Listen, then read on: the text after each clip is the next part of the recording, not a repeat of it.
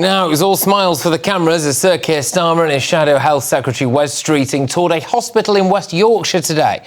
But this visit came just hours after Streeting was talking tough on NHS spending. Here we go.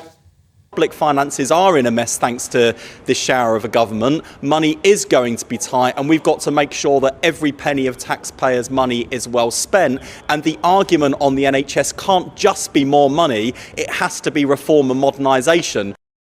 Yes, but where is any of the money? OK, so no NHS cash injection expected if Labour wins the next election. But it remains to be seen then how they will fund these plans for a 24/7 health service, hospital scans, operations, GP appointments on weekends and in evenings. Meanwhile, Sunak is focused on the largest expansion of training and workforce in NHS history, which he says will end the reliance on foreign-trained healthcare professionals. Kelvin MacKenzie joins me now, the former editor of The Sun. Do you believe that Labour can fix the NHS? No, I don't. Nobody can fix the NHS.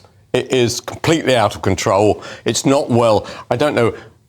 Have you been ill lately? Have you ever tried to get to explain to somebody, as I did, that I had flu and I was standing in the rain outside of Pretz in Weybridge High Street to the doctor trying to explain my symptoms?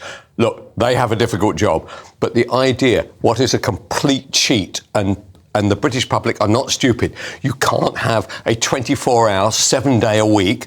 After all, most of the operations aren't taking place over the weekend. And the idea that nurses and doctors are all going to be available 24 hours a day, 7 days a week, it is ridiculous. Where's that money coming from? Oh, no, it's not coming from money. Right, so this genius, Wes Streeting, oh, hey, look at me, Shadow Secretary of State for Health. I can say what I like. And what he says is that there will be changes. We will make administrative changes and we will make it better organised.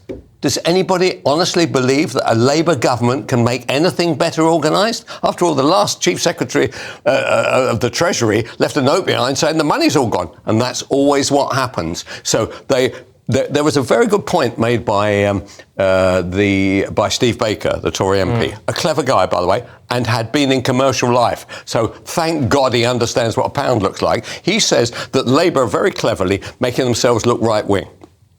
I kind of agree with him and don't agree with him at the same time. They're talking a good game. They cannot possibly deliver it, and they know they can't. How are they going to do this without tax rises? How are they going to have this green revolution? How are they going to do any of these things? How are we going to keep spending our money on defence? After all, it's a dangerous world out there. Do you know what? So the skint aren't going to pay it, because under Labour, of course, buckets loads of money going to come their way. The rich, they're all going to leg it. Can you imagine what Terminal 5 is going to look like on November the 28th or whenever they hold this thing? You won't be able to get within 1,000 miles of that airport as everybody flies out of the country. So, honestly, who is going to pay for everything? There's only one person who's going to pay for everything. The same people who always pay, the people in the middle.